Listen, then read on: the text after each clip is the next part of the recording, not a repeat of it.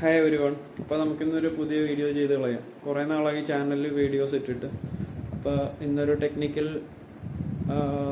Video ആണ്. നമ്മുടെ എല്ലാവരുടെയും വീട്ടിൽ ഇൻവെർട്ടർ ഉണ്ടാകും അല്ലേ? അപ്പോൾ ആ ഇൻവെർട്ടറിനെ നമുക്ക് സോളാർ ഇൻവെർട്ടറായിട്ട് കൺവേർട്ട് ചെയ്യാനുള്ള ടെക്നിക്കാണ്. നമുക്ക് വേണമെങ്കിൽ നമ്മൾ കൊടുക്കുന്ന ബാറ്ററി ബാങ്ക് അനുസരിച്ച് വീടിൻ്റെ ഫുൾ ലോഡ് ഇൻവെർട്ടറിൽ വർക്ക് ചെയ്യാൻ പറ്റും. ദിവസം മുഴുവനും നമുക്ക് കിട്ടും ബാറ്ററിയുടെ കപ്പാസിറ്റി അനുസരിച്ച്. അങ്ങനെ നമ്മുടെ വീട്ടിലുള്ള ഇൻവെർട്ടറിനെ യൂസ്ഫുള്ളായിട്ടൊരു സോളാർ ഇൻവെർട്ടറായിട്ട് കൺവേർട്ട് ചെയ്യണ ഒരു ടെക്നിക്കാണ് ഞാനിന്ന് പറയാൻ പോകുന്നത്. ഞാനിപ്പോൾ 1 വർഷത്തിന് മുകളിലായിട്ട് ചെയ്ത് എൻ്റെ കറണ്ട് ബില്ലും കുറഞ്ഞു. ഞാൻ സക്സസ്ഫുള്ളായിട്ട് യൂസ് ചെയ്യണ ഒരു കാര്യമാണ് ഞാനിവിടെ എക്സ്പ്ലെയിൻ ചെയ്യാൻ പോകുന്നത്. അതിന് വേണ്ടിയിട്ട് നമുക്ക് വേണ്ടത് ഇൻവെർട്ടർ കൂടാതെ 2 കാര്യങ്ങളാണ്. നമ്മുടെ വീട്ടിൽ ഇൻവെർട്ടർ ഉണ്ട്, ബാറ്ററിയും ഉണ്ട്.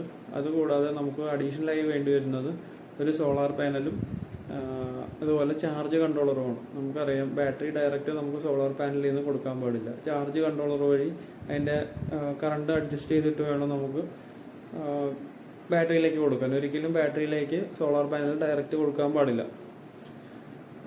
അതിൻ്റെ 2ൻ്റെയും സോളാർ പാനലിൻ്റെയും ബാറ്ററിയുടെ ഇടയ്ക്ക് ഇൻ്റർമീഡിയറ്റ് ആയിട്ട് വർക്ക് ചെയ്യുന്ന സിസ്റ്റമാണ് സോളാർ ചാർജ് കൺട്രോളർ. ഞാനിവിടെ യൂസ് ചെയ്തിരിക്കുന്നത് MPPT സോളാർ ചാർജ് കൺട്രോളറാണ്. ആശാ പവറിൻ്റെ നോവ 50 എന്ന് പറയുന്ന ഏറ്റവും ബേസ് വേരിയൻറ്റ് ആണ് ഞാൻ യൂസ് ചെയ്തിരിക്കുന്നത്. എൻ്റെ ഉപയോഗത്തിന് അത് ധാരാളമാണ്. 1000 വാട്ട്സ് വരെയുള്ള പാനലിൽ നമുക്കതിൽ ഇൻ്റഗ്രേറ്റ് ചെയ്യാൻ പറ്റും. 50 ആംപിയർ വരെയുള്ള ഔട്ട്പുട്ടും തരും. അത് എന്നെ സംബന്ധിച്ചോളം ധാരാളമാണ്. ഒരു വീടിന് വേണ്ട, ഒരു ആവറേജ് വീടിന് വേണ്ട പവർ തരാൻ ആ ഒരു സിസ്റ്റത്തിന് കഴിയും. അപ്പോൾ ഇതിൽ MPPT തന്നെയാണ് ഞാൻ യൂസ് ചെയ്തേക്കുന്നത്. MPPT എന്ന് പറഞ്ഞാൽ മാക്സിമം പവർ പോയിന്റ് ട്രാക്കിംഗ് എന്നാണ്. മാക്സിമം എഫിഷ്യൻസിക്ക് വേണ്ടിയാണ് അത് യൂസ് ചെയ്തിരിക്കുന്നത്. ഞാൻ യൂസ് ചെയ്തിരിക്കുന്നത് വാരിയുടെ സോളാർ പാനലാണ്. 400 വാട്ട്സിൻ്റെ സോളാർ പാനലാണ്. ആ പാനൽ ശരിക്കും 5 മണിക്കൂർ വെയിലുണ്ടെങ്കിൽ 2 യൂണിറ്റ് തരാൻ കേപ്പബിളാണ്. നമ്മുടെ ബാറ്ററി ബാങ്കിൻ്റെ സൈസ് അനുസരിച്ചിട്ട് നമുക്ക് ഔട്ട്പുട്ട് എടുക്കാവുന്നതാണ്. അപ്പോൾ നല്ല വെയിലുള്ളപ്പോൾ എനിക്ക് 2 യൂണിറ്റ് വരെ എടുക്കാൻ പറ്റും ആ 400 വാട്ട്സ് പാനലിൽ നിന്ന്. പക്ഷേ ഇപ്പോൾ കിട്ടിക്കൊണ്ടിരിക്കുന്നത് 0.5 യൂണിറ്റ് ഒക്കെയാണ്. അതിൻ്റെ കാരണം എന്താണെന്ന് ഞാൻ പറഞ്ഞുതരാം. നമ്മുടെ ബാറ്ററി ബാങ്ക് അതുപോലെ ലിത്തിയം അയോണിലേക്ക് കൺവേർട്ട് ചെയ്തിട്ടുണ്ട്. എൻ്റെ ഇൻവെർട്ടർ ലെഡ് ആസിഡ് ബാറ്ററിക്ക് വേണ്ടി ഡിസൈൻ ചെയ്തിട്ടുള്ള ലാഗ്നോവിൻ്റെ ഇൻവെർട്ടറാണ്. ആ ഇൻവെർട്ടറിൻ്റെ പ്രത്യേകത എന്ന് വെച്ചാൽ അത് സോളാർ ഇൻവെർട്ടറാണ്. നോർമൽ ഇൻവെർട്ടറിനെയും നമുക്ക് കൺവേർട്ട് ചെയ്യാൻ പറ്റും. ഇത് സോളാർ ഇൻവെർട്ടർ ആയതുകൊണ്ട് അതിനകത്തൊരു അഡീഷണൽ ഫീച്ചറുണ്ട്. അതെന്താണെന്ന് പറയാം. അതിൻ്റെ പുറകിലൊരു സ്വിച്ച് ഉണ്ട്. അത് ഓഫ് ചെയ്ത് കഴിഞ്ഞാൽ ഗ്രിഡ് ചാർജിങ് നമുക്ക് ഓഫ് ചെയ്യാൻ പറ്റും. നമുക്കറിയാം, കറണ്ട് പോയി കഴിഞ്ഞാൽ ബാറ്ററിയുടെ പവറിലായിരിക്കും ഇൻവെർട്ടർ വർക്ക് ചെയ്യണത് അല്ലേ? ബാറ്ററിയിലുള്ള DC വോൾട്ടിനെ AC വോൾട്ടാക്കി തരാനാണ് നമ്മൾ ഇൻവെർട്ടർ യൂസ് ചെയ്യണത്. അപ്പോൾ കറണ്ട് തിരിച്ച് വന്നു കഴിയുമ്പോൾ എന്ത് സംഭവിക്കും? നേരെ KCBയിലേക്ക് ഡൈവേർട്ട് ചെയ്യും പവർ. എന്നിട്ട് ബാറ്ററിയിൽ കുറവ് വന്ന ചാർജ് നികത്താൻ വേണ്ടിയിട്ട് ഇത് ബാറ്ററീനെ റീചാർജ് ചെയ്യും. അപ്പോൾ ഇൻവെർട്ടർ റീചാർജ് ചെയ്യാനും ഉപയോഗിക്കും, ഈ DCനെ AC ആക്കാനും. അങ്ങനെ 2 റോളാണ് നമ്മുടെ ഇൻവെർട്ടറിനുള്ളത്. അപ്പോൾ ഈ KCBന്ന് ബാറ്ററി ചാർജ് ചെയ്യുന്ന സമയത്ത് നമുക്ക് അതിൻ്റെ ആവശ്യമില്ലല്ലോ. അപ്പോൾ അത് നമ്മുടെ കറണ്ട് ബില്ലിലേക്ക് വരും. നമുക്ക് സോളാർ വെച്ചാണ് ചാർജ് ചെയ്യേണ്ടത്. അപ്പോൾ അതിന് ഗ്രിഡ് ചാർജിങ് എന്ന് പറയും. ഗ്രിഡിൽ നിന്ന് പവർ എടുത്തിട്ട് ബാറ്ററി ചാർജ് ചെയ്യണ ആ സെറ്റപ്പിനെ നമ്മൾ ഗ്രിഡ് ചാർജിങ് എന്നാണ് വിളിക്കുന്നത്. ഇൻവെർട്ടറിൻ്റെ ഗ്രിഡ് ചാർജിങ് ഓഫ് ചെയ്യാനുള്ള ഒരു അഡീഷണൽ സ്വിച്ചും കൂടി ഇതിനകത്തുണ്ട്. അപ്പോൾ നിങ്ങളുടെ അടുത്തുള്ള ഒരു ടെക്നീഷ്യനെ വിളിക്കുവാണെങ്കിൽ, ഇൻവെർട്ടറിൻ്റെ ടെക്നീഷ്യനെ വിളിക്കുവാണെങ്കിൽ, നിങ്ങളുടെ ഇൻവെർട്ടറിലും നിങ്ങൾക്ക് ഈ ഗ്രിഡ് ചാർജിങ് ഓഫ് ചെയ്യാനുള്ള സ്വിച്ച് കണക്ട് ചെയ്യാൻ പറ്റും. അപ്പോൾ നമുക്ക് ഇതിൻ്റെ ബാക്കി ഡീറ്റെയിൽസിലേക്ക് കിടക്കാം. ഇതാണ് നമ്മുടെ സോളാർ ചാർജ് കൺട്രോളർ. ആശാ പവറിൻ്റെ നോവ 50 എന്ന് പറയുന്ന ചാർജ് കൺട്രോളറാണ്. ഇതിന് 12 വോൾട്ട് ബാറ്ററിയും 24 വോൾട്ട് ബാറ്ററി ഇതിൽ കണക്ട് ചെയ്യാൻ പറ്റും. ഇത് ഓട്ടോ ഡിറ്റക്റ്റ് ചെയ്യും. 12 വോൾട്ട് ആണോ 24 വോൾട്ട് ആണോ എന്നുള്ളത് ഓട്ടോ ഡിറ്റക്റ്റ് ചെയ്യും. അതുപോലെ ഇവരുടെ വെർഷൻ 9.1 ആണ് ഞാനിപ്പോൾ യൂസ് ചെയ്യണത്. അതിനകത്ത് ഡിഫോൾട്ടായിട്ട് തന്നെ ലിത്തിയം അയോൺ ബാറ്ററിയുടെ സെറ്റിങ്സ് അവർ കൊടുത്തിട്ടുണ്ട്. നമുക്കത് സെറ്റിങ്സിൽ മാറ്റാം. അതുപോലെ ഇതിൻ്റെ charging voltage, grid solar to grid change over ചെയ്യണത് എല്ലാം നമുക്ക് ഇതിനകത്ത് അഡ്ജസ്റ്റ് ചെയ്യാൻ പറ്റും. ഇതാണ് നമുക്ക് സോളാർ പാനൽ ചാർജ് കൺട്രോളറിൽ കണക്ട് ചെയ്യേണ്ട ഡയഗ്രാം. അതുകൂടാതെ ബാറ്ററി കണക്ട് ചെയ്യണതും അതിനകത്ത് കൊടുത്തിട്ടുണ്ട്. പാരലായിട്ടും CTSO-ആയിട്ടും എങ്ങനെ കൊടുക്കാം എന്നുള്ളതെല്ലാം ഡയഗ്രത്തിൽ നമുക്ക് കാണാം. ഇതിൻ്റെ PDF ഫയൽ ഞാൻ വേണമെങ്കിൽ താഴെ അറ്റാച്ച് ചെയ്യുന്നതാണ്, ലിങ്ക് അറ്റാച്ച് ചെയ്യുന്നതാണ് ആശാ പവറിൻ്റെ സൈറ്റിലേക്കുള്ള. നിങ്ങൾക്ക് അവിടെ ചെന്നിട്ട് അതിൻ്റെ PDF ഡൗൺലോഡ് ചെയ്താൽ ഫുൾ യൂസർ മാനുവൽ കിട്ടുന്നതാണ്. അപ്പോൾ ഇൻവെർട്ടറിലേക്കും കൊടുക്കാം, ബാറ്ററിയിലേക്കും എല്ലാം കൊടുക്കാനുള്ള കണക്ഷൻസ് ഈ ഡയഗ്രത്തിൽ നിങ്ങൾക്ക് കാണാം. ഇതാണ് നമ്മുടെ സോളാർ ചാർജ് കൺട്രോളർ. ഇപ്പോൾ ഇതിനകത്ത് ചാർജിങ് നടന്നുകൊണ്ടിരിക്കുകയാണ്. ലിഥിയം അയൺ ബാറ്ററിയാണ് നമ്മൾ കണക്ട് ചെയ്തിരിക്കുന്നത്. പുറത്ത് നല്ല വെയിലാണ്. അപ്പോൾ ഇതിൻ്റെ കണക്ഷൻ ഡയഗ്രാമിലേക്ക് നമുക്ക് പോകാം. ഇതാണ് നമ്മുടെ സോളാർ ചാർജ് കൺട്രോളർ. ഇതിൻ്റെ കണക്ഷൻസ് വരുന്നത് അടിയിലാണ്. ഇവിടെ നമ്മൾ സോളാർ പാനൽ കണക്ട് ചെയ്യുന്നു, ഇവിടെ ബാറ്ററി കണക്ട് ചെയ്യുന്നു, ഇവിടെ AC പവർ നമ്മൾ ഇൻവെർട്ടറിലേക്ക് കൊടുക്കുന്നത് ഇതിലൂടെയാണ്. അപ്പോൾ ഇതൊരു റിലേ സ്വിച്ചാണ്. അത് ഓപ്പൺ ക്ലോസ് ആകുന്നതനുസരിച്ച് നമ്മുടെ ഇൻവെർട്ടർ ഓൺ ഓഫ് പോകും. ഈ മഞ്ഞ കൊടുത്തിരിക്കുന്നത് രണ്ടും നമ്മുടെ AC പവർ സപ്ലൈ ആണ്. ഇനി ഇൻവെർട്ടറിലേക്ക് വരുവാണെങ്കിൽ നമ്മൾ യൂസ് ചെയ്തിരിക്കുന്നത് ലഗ്നോവിൻ്റെ ഇൻവെർട്ടറാണ്. ലഗ്നോവിൻ്റെ സീറ്റ 1400 എന്ന് പറയുന്ന മോഡലാണ് യൂസ് ചെയ്തിരിക്കുന്നത്. ഇതിൽ നമുക്ക് ഗ്രിഡ് ചാർജിങ് ഓൺ ഓഫ് ചെയ്യാനുള്ള ഒരു സ്വിച്ച് ഉണ്ട് പുറകിൽ, കാണിച്ചു തരാം. ഗ്രിഡ് ചാർജിങ് നമുക്കിവിടെ ഓൺ ഓഫ് ചെയ്യാൻ പറ്റും. അതുപോലെ നമ്മൾ ലെഡ് ആസിഡ് ബാറ്ററിയിൽ വർക്ക് ചെയ്യണ ഒരു ഇൻവെർട്ടറാണത്. നമ്മളതിനെ ലിഥിയം ഫെറോഫോസ്ഫേറ്റ് ബാറ്ററി കൊടുക്കുന്ന ഇൻവെർട്ടറായിട്ട് കൺവേർട്ട് ചെയ്തിട്ടുണ്ട്. ലെഡ് ആസിഡ് ബാറ്ററി എന്ന് പറഞ്ഞാൽ അത് കംപ്ലീറ്റ്ലി ഡിസ്ചാർജ് ആകുമ്പോൾ അതിൻ്റെ വോൾട്ടേജ് 10.5, 11 ആ റേഞ്ച് വരെ താന്നു പോകും. അതുപോലെ ഫുൾ ചാർജ് ആകുന്ന സമയത്ത് 14 ഫുൾ ചാർജ് ചെയ്യണതിൻ്റെ അതിലേക്ക് കൊടുക്കുന്ന കറണ്ടിൻ്റെ കാര്യമാണ് ഞാൻ പറയുന്നത്. ചാർജ് ചെയ്യണ സമയത്ത് ഈക്വലൈസേഷൻ ചാർജിങ് എന്ന് പറഞ്ഞിട്ടുണ്ട്. അത് നടക്കുന്ന സമയത്ത് 15 വോൾട്ടിൻ്റെ അടുത്ത്, അതായത് 14.8 വോൾട്ട് വരെ അതിനകത്ത് വരും. അപ്പോൾ അത് ലിഥിയം ഫെറോഫോസ്ഫേറ്റ് ബാറ്ററിക്ക് ആ വോൾട്ടേജ് സ്യൂട്ട് ആകത്തില്ല. അത് നമ്മൾ മാറ്റി സെറ്റ് ചെയ്യേണ്ടി വരും. അത് ഞാൻ ഓൾറെഡി ചെയ്തിട്ടുണ്ട്. ഇൻവെർട്ടറിൻ്റെ ടെക്നീഷ്യനെ വിളിച്ചിട്ട് സർവീസ് റിക്വസ്റ്റ് കൊടുത്ത് അവരെ വരുത്തി അവരെ കൊണ്ട് നമ്മുടെ കയ്യിലുള്ള ലിഥിയം ഫെറോഫോസ്ഫേറ്റിൻ്റെ വോൾട്ടേജ് റേഞ്ച് ആയിട്ടുള്ള 11.5 to 14.2 ആ റേഞ്ചിലേക്ക് ഞാൻ ചേഞ്ച് ചെയ്തിട്ടുണ്ട്. അതിപ്പോൾ ഓരോ ബാറ്ററിക്കും ഓരോ രീതിയിലായിരിക്കും അതിൻ്റെ സെറ്റിങ്സ്. അതിനനുസരിച്ച് ഞാൻ ഉപയോഗിച്ചിരിക്കുന്ന മൈക്രോടെക്കിൻ്റെ ബാറ്ററിയുടെ വർക്കിംഗ് റേഞ്ചിൻ്റെ അകത്ത് നിൽക്കുന്ന രീതിയിൽ ഞാൻ അതിൻ്റെ വോൾട്ടേജ് സെറ്റ് ചെയ്യുകയാണ് ചെയ്തത്. ഇതിൽ നമ്മുടെ സോളാർ ചാർജ് കൺട്രോളറിൽ നമുക്ക് ആ പ്രശ്നമില്ല. അത് മൈക്രോ കൺട്രോളർ ബേസ് ആണ്. നമുക്ക് തന്നെ അതിലെ ഇൻപുട്ടും ഔട്ട്പുട്ടും എല്ലാം സെലക്ട് ചെയ്ത് കൊടുക്കാം. അതിൻ്റെ സെറ്റിങ്സ് നമുക്ക് തന്നെ ചേഞ്ച് ചെയ്യാൻ പറ്റും. അത് ഞാൻ ചെയ്തിട്ടുണ്ട്.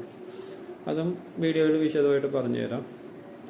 അപ്പോൾ നോർമൽ ലെഡ് ആസിഡ് ബാറ്ററി എന്ന് പറഞ്ഞാൽ അതിനകത്ത് വേറെ കോംപ്ലിക്കേഷൻസ് ഒന്നുമില്ല. അത് നേരെ ഇൻവെർട്ടറിൽ കൊടുത്താൽ മതി. പക്ഷേ ഈ ലിഥിയം അയൺ ബാറ്ററി എന്ന് പറയുമ്പോൾ അതിൻ്റെ സെൽസ് BMS സർക്യൂട്ട് വഴിയാണ്, ബാറ്ററി മാനേജ്മെൻറ്റ് സിസ്റ്റം എന്ന് പറയും, BMS സർക്യൂട്ട് അതുവഴിയാണ് കൊടുത്തിരിക്കുന്നത്. അപ്പോൾ അതിനകത്ത് ഒരു ലോ കട്ട് ഓഫും ഹൈ കട്ട് ഓഫും ഉണ്ട്. ആ റേഞ്ചിൻ്റെ അകത്ത് നമ്മൾ നമ്മുടെ സോളാർ ചാർജ് കൺട്രോളറിൻ്റെയും ഇൻവെർട്ടറിൻ്റെയും സെറ്റിങ്സ് സെറ്റ് ചെയ്യണം. അല്ലെങ്കിൽ എന്ത് പറ്റുമെന്ന് പറഞ്ഞാൽ അത് എക്സീഡ് ചെയ്ത് കഴിഞ്ഞാൽ BMS സർക്യൂട്ട് ട്രിഗർ ചെയ്യും. അത് ട്രിഗർ ചെയ്ത് കഴിഞ്ഞാൽ ബാറ്ററി പവർ കട്ട് ഓഫ് ചെയ്ത് കളയും. അപ്പോൾ നമ്മുടെ പവർ സപ്ലൈനെ അത് ബാധിക്കും.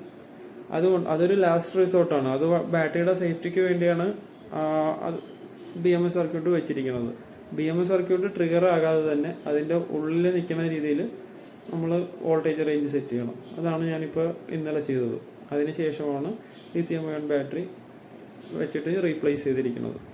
ലിഥിയം അയൺ ബാറ്ററി എന്ന് പറയുമ്പോൾ നമുക്കറിയാം കോമ്പാക്റ്റ് ആണ്, കൂടുതൽ എഫിഷ്യൻ്റ് ആണ്, കൂടുതൽ കറണ്ടിൽ ചാർജ് ചെയ്യാൻ പറ്റും, ഫാസ്റ്റ് ചാർജ് ചെയ്യാൻ പറ്റും. ലെഡ് ആസിഡ് ബാറ്ററിയിൽ ഇതൊന്നും പറ്റത്തില്ല. അതുപോലെ നമ്പർ ഓഫ് സൈക്കിൾസ് 500 സൈക്കിൾസ് വരെയൊക്കെ നമുക്ക് ലെഡ് ആസിഡ് ബാറ്ററിയിൽ കിട്ടുള്ളൂ. പക്ഷേ ലിഥിയം അയൺ ആകുമ്പോൾ നമുക്ക് 3500 മുതൽ 4000 ലിഥിയം ഫെറോഫോസ്ഫേറ്റിൽ അത്രയും സൈക്കിൾസ് നമുക്ക് കിട്ടും. ചാർജിങ് എഫിഷ്യൻസി കൂടുതലാണ്, അങ്ങനെ എല്ലാം ഉണ്ട്. അതുകൊണ്ടാണ് നമ്മൾ ലിഥിയം അയണിലേക്ക് മാറ്റിയത്. ഞാനിപ്പോൾ 100 AHൻ്റെ ബാറ്ററി 100 AH 12 വോൾട്ട് ബാറ്ററിയാണ് കൊടുത്തിരിക്കുക. അതിന് കൃത്യമായിട്ട് 1 യൂണിറ്റ് കറണ്ട് നമുക്ക് സ്റ്റോർ ചെയ്യാൻ പറ്റും. അതുപോലെ 80% വരെ നമുക്ക് സേഫായിട്ട് ഡിസ്ചാർജ് ചെയ്യാം. ലെഡ് ആസിഡ് ബാറ്ററിയിലാണെങ്കിൽ നമുക്ക് അത്രയും ഡിസ്ചാർജ് ചെയ്യാൻ പാടില്ല. റിപ്പീറ്റഡ് ആയിട്ട് അങ്ങനെ ചെയ്യുവാണെങ്കിൽ ബാറ്ററി വേഗം കേടാവും. 50% വരെ നമുക്ക് ഡിസ്ചാർജ് ചെയ്യാൻ പാടുള്ളൂ ലെഡ് ആസിഡ് ബാറ്ററിയിൽ.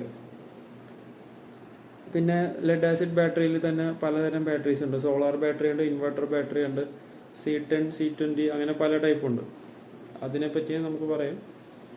സോളാർ സിസ്റ്റം ഉപയോഗിക്കാൻ നിങ്ങൾ പഴയ ബാറ്ററി ആണെങ്കിൽ കുഴപ്പമില്ല, നിങ്ങൾ അതിൻ്റെ ആംപിയർ കുറച്ച് സെറ്റ് ചെയ്യണമെന്നേ ഉള്ളൂ. C20 ബാറ്ററി ആണെങ്കിൽ അതിലൊരു 100 AH ബാറ്ററി ആണെങ്കിൽ അതിന് C20 ബാറ്ററി എന്ന് പറയുന്നത് തന്നെ അതിൻ്റെ ടോട്ടൽ കറണ്ട് എന്ന് പറഞ്ഞാൽ 100 AH ഒരു ബാറ്ററിക്ക് അതിനെ ഡിവൈഡ് ബൈ 20 ചെയ്യുക. അപ്പോൾ 100 AH ബാറ്ററി ആണെങ്കിൽ ഡിവൈഡഡ് ബൈ 20 അതാണ് അതിൻ്റെ ചാർജിങ് കറണ്ട്.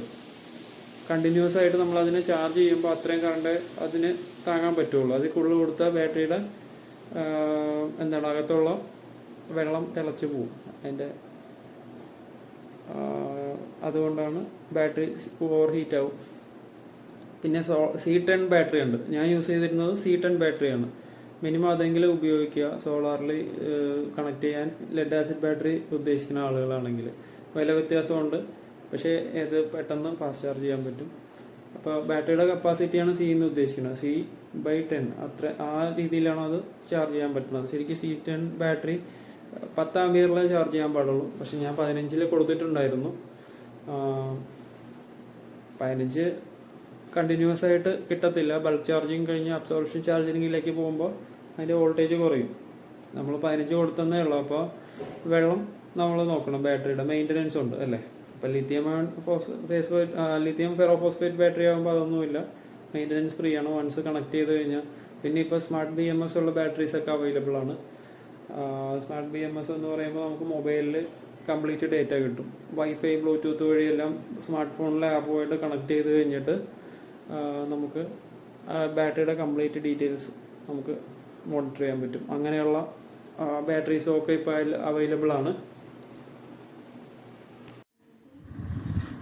സോളാർ ചാർജ് കൺട്രോളറിൻ്റെ സെറ്റിങ്സിലേക്ക് നമ്മൾ എൻ്റർ ചെയ്യുവാണ്.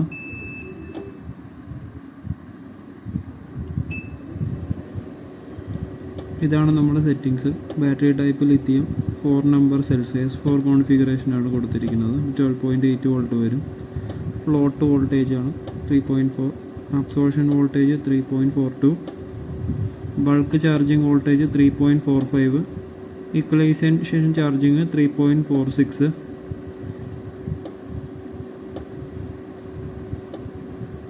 ഈക്വലൈസേഷൻ ചാർജിങ് 0 കേട്ടിരിക്കുകയാണ്. നമ്പർ ഓഫ് ഡേയ്സ് മാക്സിമം ആകുമ്പോൾ 50. ഗ്രിഡ് സോളാർ മാറുന്നത് 3.42 പെർ സെല്ല്. അതിനെ ഇൻറ്റു 4 ചെയ്യണം.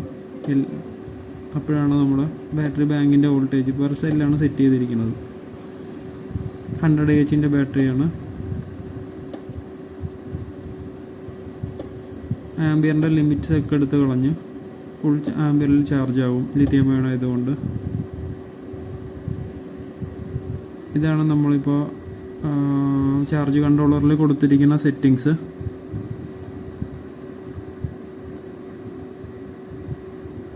അത് പാസ്വേഡ് എന്ന് കൊടുത്തിരിക്കുന്ന അത് കാലിബ്രേഷൻ സെറ്റിങ്സ് ആണ്. അത് നമുക്കുള്ളതല്ല. അത് ആശാ പവറിൽ ഞാൻ ആദ്യം വിളിച്ചിട്ട് അവർ മൾട്ടിമീറ്റർ എൻ്റെ കയ്യിലുണ്ട്. അത് വെച്ചിട്ട് കാലിബ്രേഷൻ ഓൾറെഡി ചെയ്തതാണ്. വീഡിയോ കോൾ ചെയ്തിട്ട് അവർ നമ്മളെ ഹെൽപ്പ് ചെയ്തു. അവർ ഭയങ്കര ഹെൽപ്ഫുള്ളാണ്. എപ്പോഴും അവൈലബിൾ ആണ്. വാട്സാപ്പിൽ നമുക്ക് കോൾ ചെയ്യാം, മെസ്സേജ് ഇടാം, എല്ലാ അസിസ്റ്റൻസും അവർ തരും. അപ്പോൾ വീട്ടിലിത് ചെയ്യണമെന്നുള്ളവർ കമൻ്റ് ഇടുക. അതിൻ്റെ ബാക്കി വീഡിയോസ് ഈ ഒരു 100 AH ബാറ്ററിയിൽ നിന്ന് മാക്സിമം എത്ര യൂണിറ്റ് കറണ്ട് നമുക്ക് സേവ് ചെയ്യാൻ പറ്റും എന്നുള്ളത് നമുക്ക് നോക്കാം. ഇന്ന് നമ്മൾ ജസ്റ്റ് അത് കണക്ട് ചെയ്തതേ ഉള്ളൂ. നാളെ മുതൽ നമുക്കത് അറിയാൻ പറ്റും. അപ്പോൾ എന്തൊക്കെ എക്യുപ്മെൻറ്റ്സ് ഇതിൽ കണക്ട് ചെയ്തിട്ടുണ്ട് അങ്ങനെയുള്ള ഡീറ്റെയിൽസ് എല്ലാം നിങ്ങൾക്ക് വേണമെങ്കിൽ ഞാൻ വീഡിയോസ് ചെയ്യുന്നതാണ്. കംപ്ലീറ്റ് ഡീറ്റെയിൽഡ് വീഡിയോ നമുക്ക് ഓരോന്നിൻ്റെയൊക്കെ ചെയ്യാം. ഇപ്പോൾ സോളാർ പാനലിനെ പറ്റി ഒരുപാട് കാര്യം അറിയാനുണ്ട്. പല ടൈപ്പ് പാനൽസ് ഉണ്ട്. അതിൻ്റെ വീഡിയോ നമുക്ക് ചെയ്യാം. എല്ലാവരും ലൈക്കും കമൻറ്റ് ചെയ്തൊന്ന് സപ്പോർട്ട് ചെയ്യുക. അതുപോലെ ബാക്കിയെല്ലാം സോളാർ ചാർജ് കൺട്രോളർ പല ടൈപ്പുണ്ട്, ഇൻവെർട്ടറുകൾ പല ടൈപ്പുണ്ട്, ബാറ്ററി. ഇനിയിപ്പോൾ നമ്മുടെ സോളാറിൻ്റെ വയർ നോർമൽ വയറല്ല നമ്മൾ സോളാർ പാനലിൽ നിന്ന് കണക്ട് ചെയ്യാൻ യൂസ് ചെയ്യണത്. Solar DC വയറാണ്. അതിന് പ്രത്യേകതകളുണ്ട്. അപ്പോൾ കൂടുതൽ ഡീറ്റെയിൽസ് അറിയണമെന്നുള്ളൊരു കമൻ്റ് ഇടുക. അതിനനുസരിച്ച് നമുക്ക് പുതിയ ഡീറ്റെയിൽഡ് വീഡിയോ ഇടാം.